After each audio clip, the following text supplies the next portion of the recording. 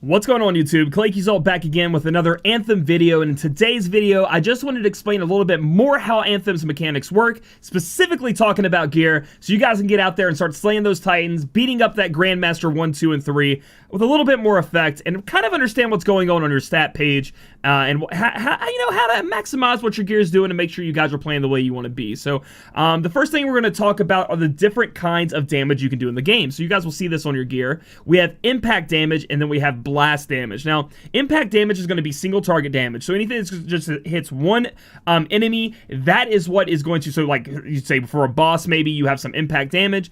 If it says impact damage, it refers to any ability that will hit one time on the boss, has a single target, isn't really AoE oriented. Now, if we have blast damage, that is going to refer to the AoE, like a big bomb exploding, throwing a grenade that maybe blows up, etc. That's going to be referred to as blast damage. Now, again, each ability, each thing you use in the game, depending on your javelin, on your ability, is going to be different, but that's what those stat numbers, up or down, are going to affect when in terms of impact or blast. Next up, we have the different types and elements of damage that you guys can do, starting off with electric. Now, what electric damage does is it's going to do 50% less damage to your HP of an enemy, so that's going to be their armor. So, first and foremost in this game, I do want to mention that HP and armor are one and the same in this game. If anything is referring to armor, that means HP on your javelin, and then the HP bar on the enemy is obviously the one where you're going to take him down to kill him off.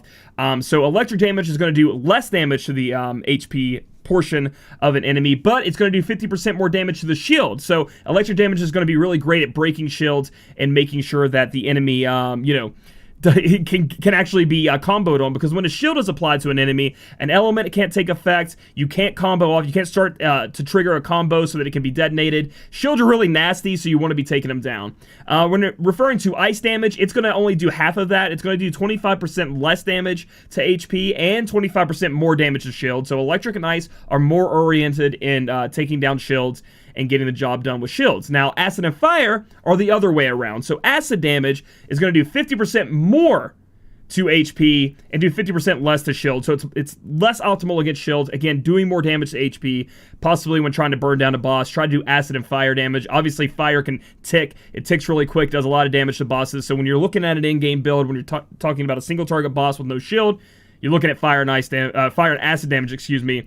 Fire damage is going to do 25% more to HP, 25% less to shield, so that's going to be the lower one there. So the next thing I wanted to discuss are some of the different, tiny little substats that you guys can get on your weapons and such, and just the ones that I think are a little bit more confusing. Obviously, if you have any more questions, you can check that Reddit post, or you can ask me in the comments below. But these are the ones I think maybe people need a little bit more information on, and I wanted to explain them just a bit better. So the first one up, obviously this can go plus and minus. I've seen plus and minus on some of this stuff, okay? But for this example and for this little piece of artwork I made here, I guess you could call it, I just went with the positives. If you see negative, that means it's going to do the opposite effect of what you see here on this little diagram. So first up is force plus.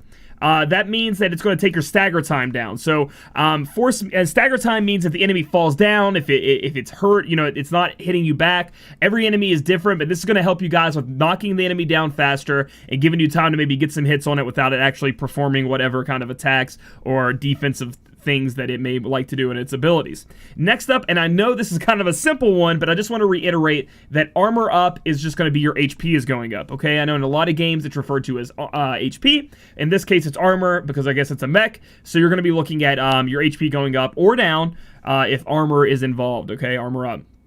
Next up is a little bit confusing one, and it's shield delay and shield refresh. Shield delay is going to lower the time it takes to start recovering your shield. So, you get sniped in the head, your shield's gone, and it takes a little bit for that shield to start coming back up. That's going to be what shield delay helps with improving, so that your shield starts to come back faster, so that initial startup of your shield recovering. Shield refresh increases the speed of recovery, so how fast that little blue bar starts to fill all the way up. So you actually can min-max there and have your shield start to come up faster and actually fill up faster as well, depending on which of these you actually get up on your gear. Next up is another kind of confusing one when it comes to thruster. There is thruster life and thruster speed. So thruster life, I think, is not that confusing, but I just wanted to have it here. It means you're going to be able to fly more. So that little tiny thruster bar that fills up and then you overheat and you fall down, that's going to go up. You're going to have a lot more room there to fly longer or float longer, etc., hover. That's going to be what the thruster life is going to do for you. Now, thruster speed is not how fast you're actually flying. What thruster speed is it actually does the speed of recovery of making your thruster life go back to 0, essentially. So it helps with recovering your thruster, making sure you're not overheating, and it speeds up how fast that bar goes back down, so then you can fly longer and, replenish going through the air and flying around in the game. Next up is Element Effect.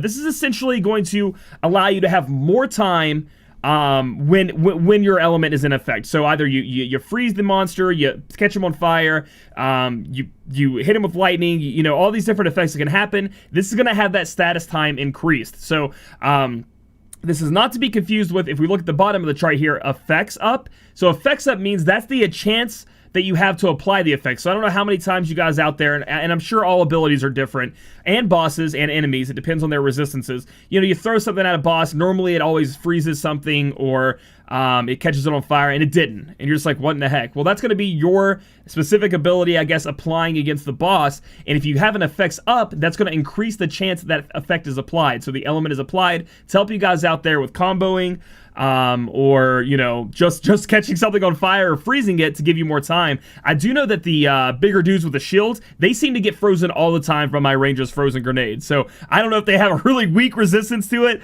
or what, but sometimes my ice doesn't apply to some other things like that if I am using the ice grenade. So that's something important to look at as well. Next up, we have combo targets.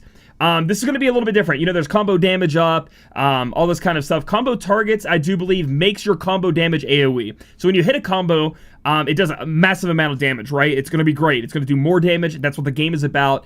However, if you have combo targets up, that's going to allow your combo, if you hit one person, there's a bunch of enemies around it, that combo damage is going to spread and become AoE, and it's going to be really sweet and going to do a lot of damage. So those are the ones I think are a little bit confusing. Obviously, there are a lot in the game and probably more to come. So if you ever have any questions, just let me know. Next, we're going to be moving on to a couple of things I can show you visually with inside the Forge. So here in the Forge, guys, I have a couple more things I can talk to you guys about. First off being the little symbols you guys can see down here, and we'll actually pull over to this. We can see that this is a little broken shield symbol. Now you guys are going to see one of these, or the other one that you guys can see is going to be green, but let's talk about the blue one first, and that's primarily only on Ranger right now. It's actually only on Pulse Blast from what I've seen. So what that means is it's going to work like electric or lightning damage, where you're going to be doing 50% more damage to shields and 50% less damage to the target's HP. So when you're using this, it's really good against shields, not so good against their main health that you have there. And it's really important to be breaking shields, because you actually can't affect a person with a shield with an element or start a combo or any of that stuff. So you need to get those shields down, and that's why it's important.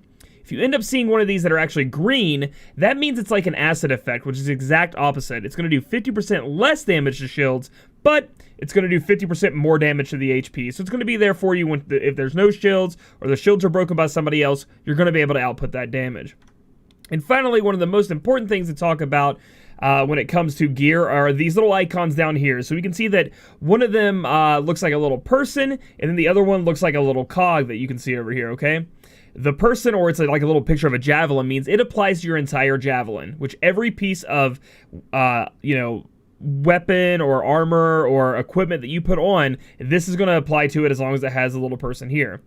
If it ends up having the cogwheel, that means it only applies to that specific weapon. So for example, with the Thunderbolt here, the weapon 100% damage doesn't apply to both weapons, it only applies to the Thunderbolt because of the cogwheel. So that's an important distinction I wanted to make sure you guys saw to help you guys out when you end up building up your your javelin and how you're going to be able to go out there, because it's going to be very important, especially when you get to end game with all of these different masterwork components, legendary weapons, etc., to be able to make sure your mech is working how you want it to and everything like that. So I hope you guys enjoyed this video. If you did, please give me a thumbs up. Comment down below if there's anything maybe I had mistaken here or that you wanted me to add, and I'll try to get that in another video. And then subscribe for future Anthem content.